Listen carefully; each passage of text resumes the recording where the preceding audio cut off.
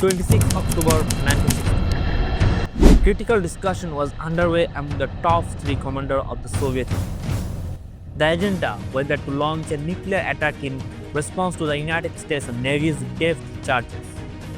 The three commanders reached a consensus. The launch would proceed. A nuclear torpedo would be fired, initiating a nuclear war. The world was on the brink of witnessing another catastrophe. However, standing in the way was Vasily Arkhipov, the second in command of the submarine.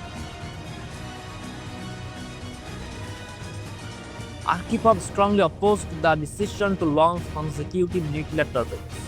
It was solely due to his steadfast stance that the world was saved from an inevitable nuclear war. At that time, the Cuban Missile Crisis had brought the two superpowers, the United States and the Soviet Union, perilously close to full-scale war. Following World War II, ideological, military and political rivalry between the United States and the Soviet Union intensified rapidly. The United States was determined to expand its global influence, attempting to bring various countries into its sphere while competing technologically with the Soviet Union. This fierce competition sparked the Cold War, reaching its zenith during the Cuban Missile Crisis, also known as the October Crisis. Historically, this crisis refers to the tense and complex 13-day standoff in October 1962, triggered by the installation of Soviet nuclear missile in Cuba, just 90 miles from the United States mainland. Though the main crisis occurred in 1962, its roots trace back 3 years earlier. On 1 January 1959, Fidel Castro's revolutionaries overthrew the United States backed government of Fulgencio Batista in Cuba. In 1960, after Cuba nationalized American-owned properties, the United States imposed an economic embargo on the island nation.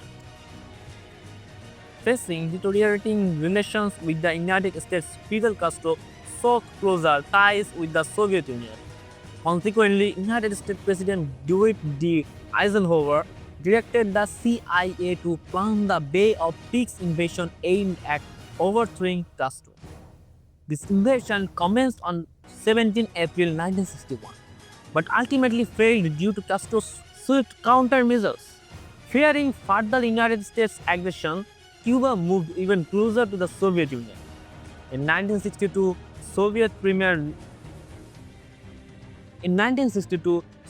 Premier Nikita Khrushchev decided to deploy nuclear missile in Cuba. United States intelligence agencies closely monitored Soviet activities in Cuba. In October 1962, reconnaissance photos revealed Soviet ships transporting missile equipment to Cuba. This discovery stunned the United States government, as the presence of these missiles posed both a severe threat and a profound humiliation on the United States. Considering the gravity of the situation, United States President John F. Kennedy addressed the nation on 22 October demanding the immediate removal of the missiles. Soviet leader Nikita Khrushchev denounced the United States naval blockade around Cuba as an act of aggression. Tensions escalated at the United Nations on October 25 during heated debates. On 26 October, a Soviet submarine launched a torpedo, pushing the crisis to a critical juncture. However, diplomatic negotiations eventually prevailed. On 28 October, the Soviet Union agreed to withdraw its missiles from Cuba, and in return, the United States secretly pledged to remove its missile from Turkey. This dramatic diplomatic resolution spared the world from another devastating nuclear war. The Cuban Missile Crisis taught humanity a crucial lesson that dialogue and diplomatic compromise are indispensable in diffusing global tension.